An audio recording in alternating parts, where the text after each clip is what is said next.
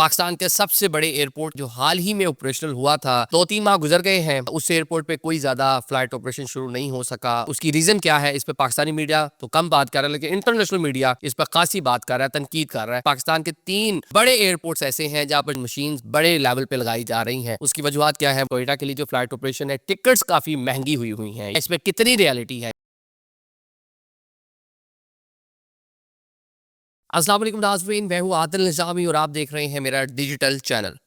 नाज़रीन, आज का व्लॉग पाकिस्तान के सबसे बड़े एयरपोर्ट के हवाले से है जो हाल ही में ऑपरेशनल हुआ था, जिस पर बड़ी खुशी का इजहार किया जा रहा था। एक खतीर रकम उस पर सर्व हुई थी, लगी थी, लेकिन अ, 2-3 माह गुजर गए हैं, उस एयरपोर्ट पे कोई ज़्यादा फ़्लाइट ऑपरेशन शुरू नहीं हो सका। और इसके ऊपर ना सिर्फ पाकिस्तानी मीडिया, आलमी मीडिया भी बहुत सारी बातें कर रहा है। क्या मामला है, इसको डिस्कस करेंगे। बाकी पाकिस्तान के 3 बड़े एयरपोर्ट्स ऐसे हैं जहाँ पर जापान की मदद से एक्सप्लोसिव डिटेक्टर और सीटी स्कैन मशीन्स बड़े लेवल पे लगाई जा रही हैं। उसकी वजूहत क्या है वो भी आपको बताएंगे। बाकी जनाब, एक हम देख रहे हैं कि पाकिस्तान में कोयटा कोयटा के लिए जो फ्लाइट ऑपरेशन है, टिकट्स काफ़ी महंगी हुई हैं। ये एक स्पेकुलेशन है या इसमें कितनी रियलिटी है, ये हमने थोड़ा चेक किया डिफरेंट वेबसाइट पे जाकर, तो ये भी आपको बताते हैं।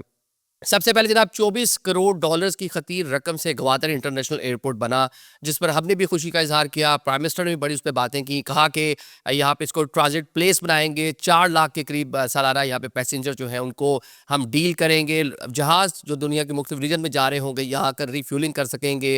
मतलब इस तरह की बहुत सी चीज़ें बताई गई, कहा गया। लेकिन अब तकरीबन 3 माह होने को हैं और इस एयरपोर्ट पर सिर्फ हफ्ते में 5 फ्लाइट्स, जिनमें से कराची की ज़्यादातर फ़्लाइट है, एक सिर्फ फ़्लाइट जो है मस्कत के लिए ऑपरेट हो रही है। बाकी इतना बड़ा एयरपोर्ट जहाँ पे पाकिस्तान की सबसे बड़ी कार्गो हैंडलिंग थी, जहाँ पे पाकिस्तान की सबसे बड़ी मतलब कह लें कि जो फ़्लाइट आने के लिए ऑपरेशन को मैनेज किया जा सकता था, सारी की सारी सहूलियात थी, लेकिन सिर्फ 5 फ़्लाइट्स वहाँ पे जो है वो मैनेज हो रही हैं, लैंडिंग और टेक ऑफ कर रही हैं, और वो भी सारे छोटे जहाज़ हैं। और अब उसकी रीज़न क्या है, इस पर पाकिस्तानी मीडिया तो कम बात कर रहा है, लेकिन इंटरनेशनल मीडिया इस पर खासी बात कर रहा है, तनकीद कर रहा है कि इतना बड़ा एयरपोर्ट जो हुकूमत पाकिस्तान ने बनवाया है चीन के ताउन से ना, चीन ने सी पैक के तहत इस एयरपोर्ट को बनाया। जब इसे बनाने जा रहे थे चाइनीज, तो पाकिस्तान ने रिक्वेस्ट की था इसको इतना ह्यूज इसका स्ट्रक्चर बनाए, इसको बड़ा बनाए, क्योंकि हम यहाँ पे इकोनॉमिक जोन बना रहे हैं, यहाँ पे बहुत सारी कह लें कि ट्रेड होगी, एक नया शहर बनने जा रहा है। लेकिन ऐसा कुछ हो नहीं पाया। शहर बनने से पहले तो चले एयरपोर्ट बन गया। 90,000 टोटल आबादी है गवादर शहर की, जिनको अभी तक आप अपने नेशनल ग्रिड यानी कि बिजली के लिए उनको मुंसलिक नहीं कर सके अपना नेशनल ग्रिड के साथ। ईरान से वहाँ पे बिजली आती है, यहाँ पे सोलर के जरिए वहाँ पे बिजली लोग यूज़ करते हैं। पीने के पानी का वहाँ पे मसला है, लॉ एंड ऑर्डर का वहाँ पे मसला है, दाएं बाएं कोई इंडस्ट्री नहीं है, कुछ ऐसा नहीं है कि इतना बड़ा एयरपोर्ट वहाँ पे चल सकता है। लेकिन जब प्राइम मिनिस्टर बात कर रहे थे कि इसको ट्रांजिट प्लेस बनाएंगे, कि रीफ्यूलिंग के लिए जहाज उतरेंगे दुनिया भर से जो आएंगे, क्यों वैसे उतरेंगे, मेरी समय से भारत था बिल्कुल सामने मस्कत एयरपोर्ट है, वहीं आप करीब ही चले जाएं तो यूएई के कई एयरपोर्ट्स आपको वहाँ मिल जाते हैं। तो चलें, एक अच्छी चीज़ थी, लेकिन अच्छी चीज़ के लिए उस तरह से कह लें कि तैयारी नहीं है। सिंगापुर को हमने कई अर्सा ये दी रखी मुशर्रफ दौर में, इसके लिए कुछ नहीं हुआ। अब 1 दहाई से वहाँ पे चाइनीज़ मौजूद है। मनसूबा है जी, चाइना का जो सूबा है संज्ञान, उसके साथ इसको मिलाना, ज़मीन के ज़रिए चाइनीज़ इस पोर्ट को यूज़ करेंगे। मतलब मनसूबा अच्छा है, लेकिन ग्राउंड पे हम कुछ नहीं कर पाए। तो अब एक कह लें कि वाइट एलिफेंट अब ये पड़ा पड़ा वहाँ पे, नहीं इसके ऊपर ऑपरेशन होता, उस तरह से इसकी देखभाल हो पाएगी नहीं हो पाएगी। जो मशीनरी आपने वहाँ पे लगाई है, जो इंफ्रास्ट्रक्चर आपने वहाँ पे खड़ा किया है, वो कितना अर्सा सस्टेन कर पाएगा बगैर उस मेंटेनेंस या बगैर उस इस्तेमाल ना हो तो चीज़ें एक ये लोग इस्तेमाल करते हैं वैसे ही ख़राब हो जाती हैं। तो अब जनाब यहाँ पे अब ट्रांजिट प्लेस कब बनती है इस पे देखेंगे, लेकिन 24 करोड़ जो है वो लग गए।